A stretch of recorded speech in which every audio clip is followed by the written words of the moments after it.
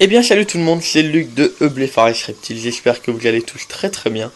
Aujourd'hui on se retrouve pour une vidéo un peu particulière, donc je sais pas si elle va plaire à un grand nombre d'entre vous, mais en tout cas je pense que ça va être une vidéo qui va pouvoir être très utile pour certaines personnes qui auraient besoin de renseignements. Donc cette fois-ci elle ne va pas concerner les reptiles, mais plutôt l'aquariophilie, tout simplement car je vais vous montrer comment nettoyer un filtre Crystal Profile Greyline de chez JBL. Donc je vais tout vous montrer en détail, sauf la tuyauterie, tout simplement parce que celle-là vous la nettoyez classiquement comme d'habitude. Donc je vais vous expliquer quel filtre il faudra nettoyer, comment l'eau circule dans le filtre, pourquoi mettre les filtres là à l'endroit là, etc. Donc on va commencer tout de suite. Si la vidéo ne vous concerne pas, mettez pas un pouce rouge, mettez rien, tout simplement car je fais vraiment cette vidéo car je pense qu'elle peut aider un grand nombre d'entre vous. Donc voilà, je vais vous montrer ça tout de suite. Donc, on va commencer par débrancher. Donc vérifiez bien que c'est débranché. Donc ensuite, vous allez vous retrouver devant ça. Donc là vous avez les ouvertures des deux tuyaux. Ouverture fermeture, l'ouverture centralisée et le bouton d'amorçage. Donc vous allez fermer les deux tuyaux tout simplement, ouvrir la vanne centrale, le clapet central, et voilà, secouer un peu pour enlever le plus gros. Donc là vous avez vos tuyaux qui sont raccordés directement là. Donc ensuite il ne vous reste plus que le filtre. Donc là je vais un peu galérer avec la vidéo. Donc voilà. Donc on se retrouve d'ici 2 petites secondes, le temps que j'emmène le filtre à l'endroit où il le faut. Donc voilà, on se retrouve dans ma salle de bain, ma baignoire.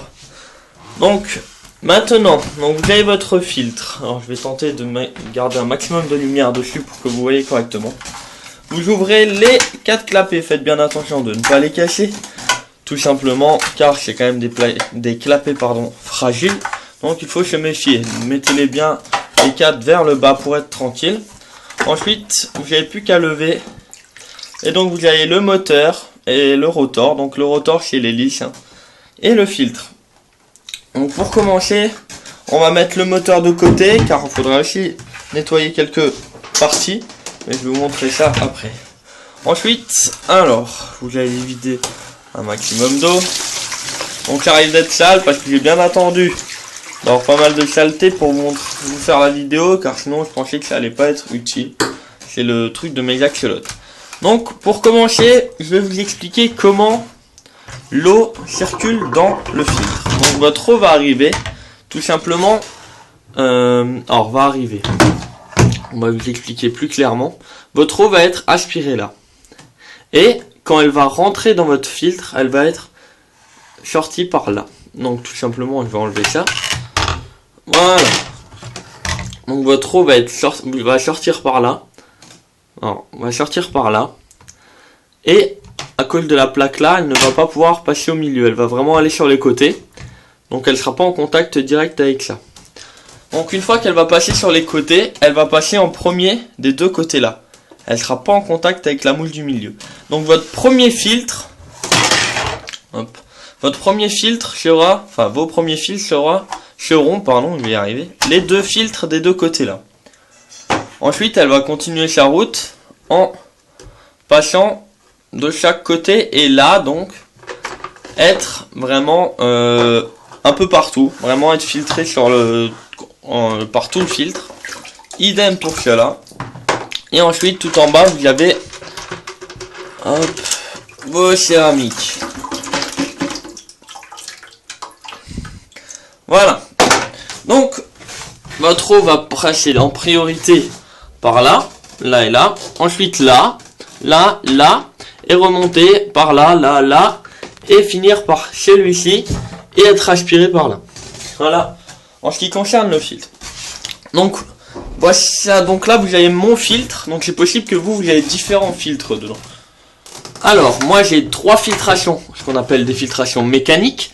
Donc vraiment des filtrations avec des mouches, vous voyez, vraiment des mouches classiques, hein. Là pareil, et une filtration qu'on appelle biologique. Donc ça, je pense que la majorité d'entre vous l'ont. Vous pouvez également avoir des espèces de petites nouilles noires, c'est également des masses de filtration biologiques. Je vais y arriver, je veux pas dire n'importe quoi. À la place de cela, vous pouvez également avoir des petites billes d'argile à la place d'un des deux là, c'est également possible. Il faudra exactement les mettre au même endroit que moi. Donc en général, c'est à la place de celui-là. Donc, vu que votre filtre va commencer par là. Là, on va mettre de la filtration mécanique pour enlever la plus grosse des saletés. Ensuite, là-dedans, les plus petites saletés vont également être arrêtées. Dans la filtration biologique, donc en quoi consiste une filtration biologique? C'est tout simplement filtrer grâce aux bactéries. Les bactéries sont les bêtes, entre guillemets, les plus importantes de votre aquarium. Si vous n'avez pas assez de bactéries dans votre aquarium, vous risquez des montées de nitrite, d'ammonium, d'ammoniac, etc., etc., et de nitrate. Sachant que le nitrite et l'ammonium ammoniac sont vraiment nocifs pour vos poissons. C'est d'ailleurs pour cela qu'on dit en général d'attendre 3 semaines, 1 mois avant de mettre vos poissons pour que les bactéries se développent et évitent les montées de nitrite après pendant 1 mois vous allez rien avoir, et pendant 2-3 semaines, au bout de 2-3 semaines vous allez avoir une montée de nitrite, les bactéries vont se multiplier pour le faire descendre, et une fois que votre montée de nitrite sera à nouveau à 0, c'est-à-dire qu'il y aura assez de bactéries dans votre filtre pour éviter les futures montées de nitrite. Donc pour cela, ce filtre là, c'est pas dur, vous le prenez, vous le mettez de côté. Donc déjà, vous ne devez pas le nettoyer. Si un jour vous voulez le nettoyer, vous prenez de l'eau de votre aquarium, vous le mettez dans un seau ou dans le filtre, vous les rincez dedans, comme ça, les bactéries seront avec la même eau et ne seront pas mortes et vos céramiques seront propres. Donc maintenant, on va continuer en nettoyant donc Alors, déjà on va vider l'eau du filtre. Voilà. Donc maintenant on va continuer tout simplement en nettoyant les différentes masses de filtration. Donc ce que je vous conseille, j'ai vu que celle-là ne sera pas nettoyée. Nettoyez celle-là et celle-là. Comme ça il y aura une masse avec beaucoup de bactéries, une masse neuve et une deuxième avec beaucoup de bactéries.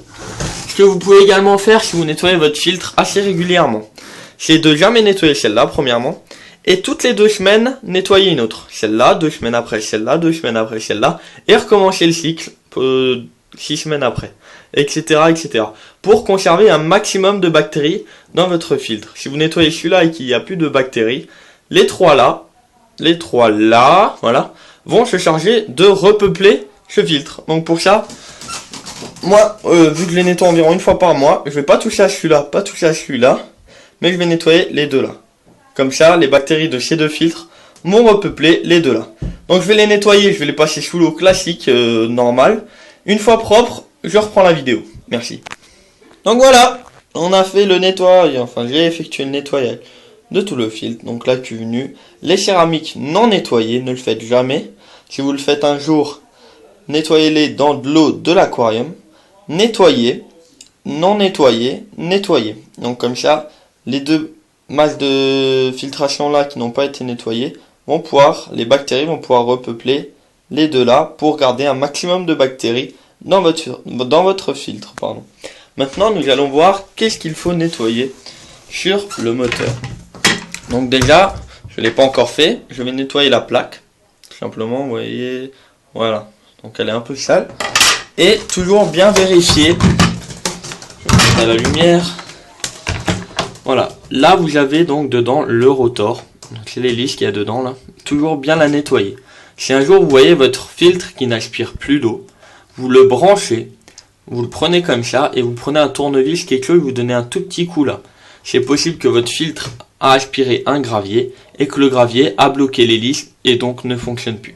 Je vous parle de ça tout simplement car à mon travail on a environ un client sur 2 à qui ça arrive, donc je préfère vous donner le conseil directement maintenant, ça ne peut que vous être bénéfique. Donc voilà, je vais effectuer le nettoyage du rotor avec le tuyau, je vais juste passer un coup de jet dedans et nettoyer la plaque. Et on se retrouve. Bon voilà, tout est fini, le nettoyage est terminé. Maintenant, je vais remettre tous les paniers à l'intérieur. Donc un par un. Donc d'abord les céramiques. Ensuite, la mâche de filtration mécanique. Une deuxième mâche de filtration mécanique, je le répète, vous pouvez également avoir des billes d'argile. Si un jour vous devez mettre des billes d'argile ou quelque chose, ou une résine contre le nitrite, le nitrate, il faut la mettre à la place d'une de ces deux mâches de filtration là. Et pour finir, donc la filtration mécanique supérieure avec l'entrée et la sortie définitive. Ensuite vous prenez donc votre moteur, vous le replacez au-dessus comme il était avant. Hop, voilà. Vous positionnez les clapets dessus sans les fermer. Vous vérifiez bien et vous essayez de les fermer. Voilà. Et normalement ça se ferme sans trop de problèmes. Sauf là parce que j'ai passé le câble dedans. Donc ça le fait pas trop. Hop, merci. Donc normalement je répète, voilà. Ça se ferme sans problème. Et donc voilà pour le nettoyage. Maintenant on va remettre les branchements et je vais vous expliquer comment l'amorcer et comment remettre les branchements comme je l'ai dit. Voilà, à tout de suite les gars. Donc voilà, j'ai repositionné le filtre, rien n'est branché, on va tout faire ensemble. Donc pour commencer, vous reprenez vos tuyaux que vous repositionnez au-dessus. Donc attention, là pour que les tuyaux rentrent, pour que le clapet rentre, vous avez deux modes, comme ça et comme ça. Il faut les mettre sur fermé. Donc sur fermé. Ensuite vous n'avez plus qu'à appuyer. Voilà. À fermer là, parce que sinon il ne passe pas car il y a un loquet là. Les fermer là et fermer la vanne supérieure. Donc là, vous voyez, là rien ne bouge. Vérifiez que vos joints soient bien faits. Ensuite, donc là le moteur tournera pendant quelques instants sans eau. Donc ensuite, vous n'avez plus qu'à rebrancher. Hop, désolé pour la vue. Voilà, donc là, je sais pas si vous l'entendez, mais je pense que oui. Il tourne sans eau. Donc, vous n'avez plus qu'à... Hop. Donc voilà. Appuyez sur la vanne d'amorçage. Donc, je vais le faire. En général, ça prend 1 ou 2 petites minutes.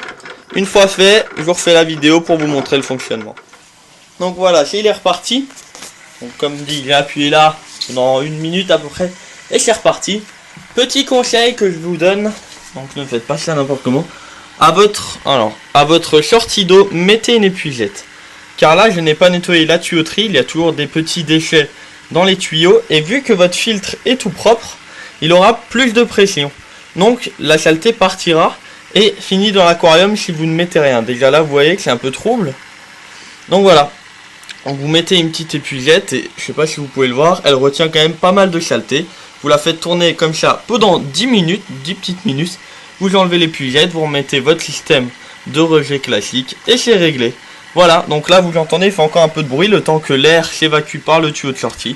Et après votre filtre sera très bien. Il fonctionnera parfaitement. Il n'y aura pas de risque de nitrite si vous faites comme je vous ai dit. Et voilà, il ne me reste plus qu'à vous remercier d'avoir regardé cette vidéo. S'il a été utile, n'hésitez pas à mettre un petit j'aime. Dites-moi si vous voudriez encore des vidéos sur l'aquariophilie, car je le rappelle, je connais très bien les reptiles, mais également très bien l'aquariophilie. Je vous remercie, à la prochaine, salut tout le monde.